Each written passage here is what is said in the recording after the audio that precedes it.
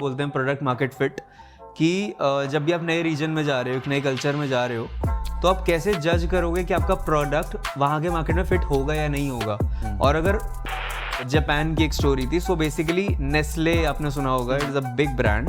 When he wanted to go into the Japan market, ठीक है, अब वो जापान में नेस्ले को कॉफी लॉन्च करना है, उन्होंने गए and without any prominent market research या फिर कुछ, they have just launch their product, marketed their product, but वो बहुत बड़ा फेलियर रहा था जापान में। आप सबसे पहले फोकस करते हो चिल्ड्रन को, हाँ एग्जैक्टली, वही क्योंकि वही बड़े होके नेक्स्ट जनरेशन बनने वाले हैं। तो उन्होंने बोला कि उनको क्या पसंद है, वो खाते हैं कैंडीज,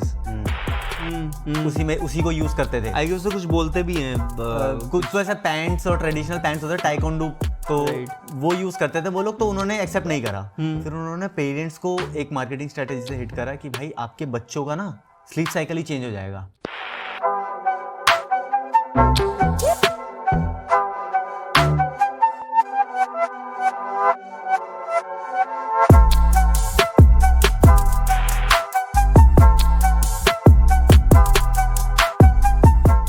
ठीक है आकाश भाई, आज मेरे को आप एक चीज़ और बताओ, मैं आपसे जानना चाहूँगा एक चीज़ के बारे में। हाँ जी। कि फॉर एग्जांपल एक बिजनेसमैन है या फिर कोई एक स्टार्टअप है, वो अपने रीजन पे काम कर रहा है। बिल्कुल। डाउन द लाइन 1 साल 2 साल बाद जब भी एक सैचुरेशन आता है कि अब इस एरिया में मैं कुछ कर चुका हूँ, अब वो स्केलिंग के लिए, एक्सपेंशन के लिए सोचता है और तो नए एरिया में जाता है, तो नए एरिया का नया कल्चर, नया ट्रेडिशन होता है। बिजनेस को वो एक्सेप्ट करेंगे, तुम्हारे प्रोडक्ट को वो एक्सेप्ट करेंगे या नहीं, वो लॉन्च कर देते हैं, देन फिर बहुत सारे फेलियर्स आते हैं, उसमें बहुत कॉस्ट जाता है, टाइम जाता है।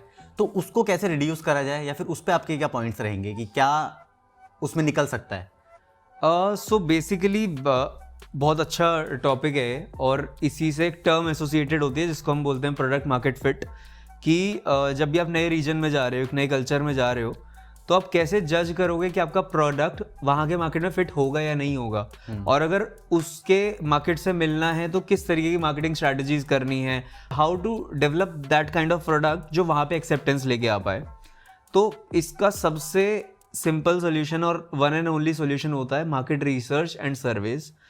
अब वो 2 तरीके से आप कर सकते हो, या तो आप खुद वहाँ पे जाओ, आप मार्केट स्टडी करो, आप रिसर्च करो, वहाँ के लोगों से सर्वे करवाओ, ठीक है। वो थोड़ा सा कॉस्ट भी इंकर करता है, लॉन्ग टर्म भी होता है।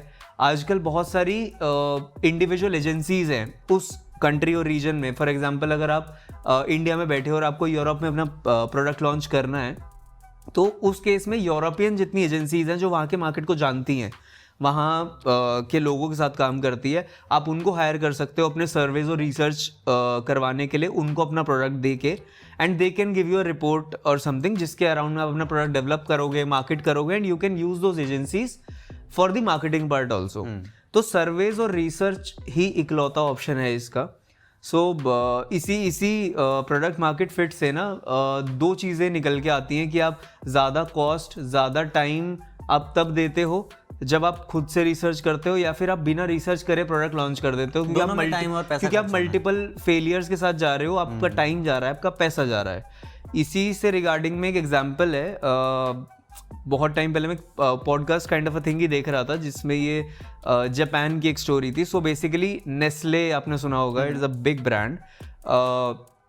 तो उसने जब कॉफ़ी बेचता था इंडिया में, बाकी कंट्रीज़ में, तो when he wanted to go into the Japan market, ठीक है, अब वो जापान में नेस्ले को कॉफी लॉन्च करना है, उन्होंने गए and without any prominent market research या फिर कुछ, they have just launch their product, marketed their product, but वो बहुत बड़ा फेलियर रहा था जापान में। क्यों? बिकॉज जापान में आपको पता होगा टी का कल्चर चला आ रहा है, हर्ब्स का, उनका, राइट, हर्बल टी है, वेलनेस टीज हैं, बहुत सारे अलग अलग टाइप के चाय हैं जो कि उनके जीन्स में है, ठीक है। वो सुबह शाम उठते बैठते चाय पीते हैं और उनका वो टेस्ट बड बना हुआ है, एंड जनरली वो नहीं चेंज करते हैं। कोई अब कॉफ़ी ब्रांड आया कि कॉफ़ी पियो, वो अपना कल्चर चेंज नहीं करेंगे, एग्जैक्टली, ठीक है। तो वहाँ पे वो बहुत बड़ा फेलियर हो गया, people didn't accepted that product. तो अब वो फेलियर के बाद में ना बहुत रिसर्च हुई कि कैसे घुसा जाए उस मार्केट में, कैसे वो टी वाली मार्केट को तोड़ा जाए।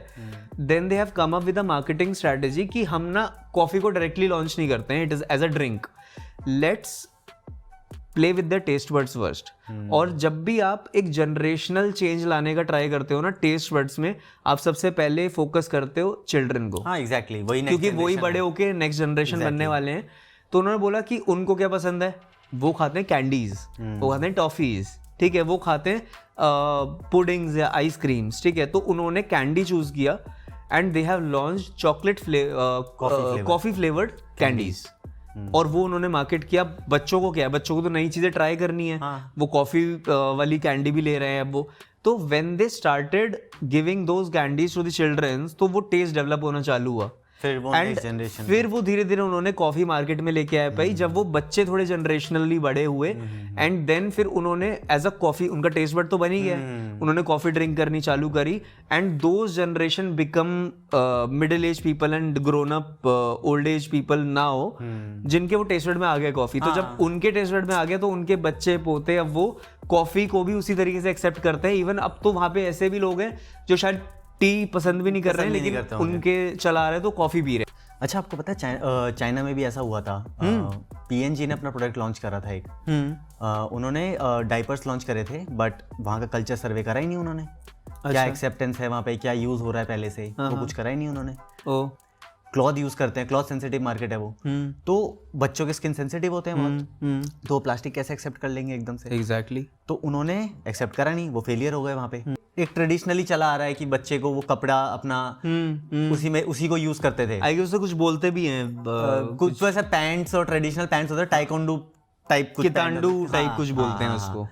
तो वो यूज करते थे वो लोग, तो उन्होंने एक्सेप्ट नहीं करा। फिर उन्होंने पेरेंट्स को एक मार्केटिंग स्ट्रेटेजी से हिट करा कि भाई आपके बच्चों का ना स्लीप साइकिल ही चेंज हो जाएगा, राइट, क्वालिटी इंक्रीज हो जाएगा। उन्होंने उसकी यूजेबिलिटी को दिखा दिया, प्रोडक्ट मत देखो उससे क्या असर हो रहा है, देखो। हाँ, तो आपके बच्चों को इससे फायदा होगा, उनकी ग्रोथ अच्छे से होगी, डीप स्लीप आएगी, तो उसको हिट करा था उन्होंने। तब वो जाके वहां पे फिट हो पाए थे मार्केट। राइट, सीधी सी बात है, वो कस्टमर की मार्केट ब्रेक कर रहे हो, आप उस कल्चर में घुस रहे हो, तो कैसे आप बिना मार्केट स्ट्रेटेजी के और बिना सर्वे के कर लोगे वो चीज, क्योंकि आपको अपना टाइम भी बचाना है, कॉस्ट भी बचानी है। तो if you have limited resources, how can you enter a market without any particular research और पर्टिकुलर सर्वे। ठीक है, आपको मार्केट को जानना ही पड़ेगा घुसने से पहले। तो that is very much important to state your product market fit. That's all I want to say. Exactly. ठीक है आकाश भाई, ओके जी, मिलके अच्छा लगा, और आपने जो इनपुट्स दिए वो भी मेरे को तो समझ में आ गए बहुत अच्छे से। होप सो हमारी ऑडियंस को भी अच्छे से समझ में आ गया होगा। बिल्कुल। सो ठीक है, इसको क्लोज करते हैं फिर आज के टॉपिक को। डन है sir, thank you, thanks a lot.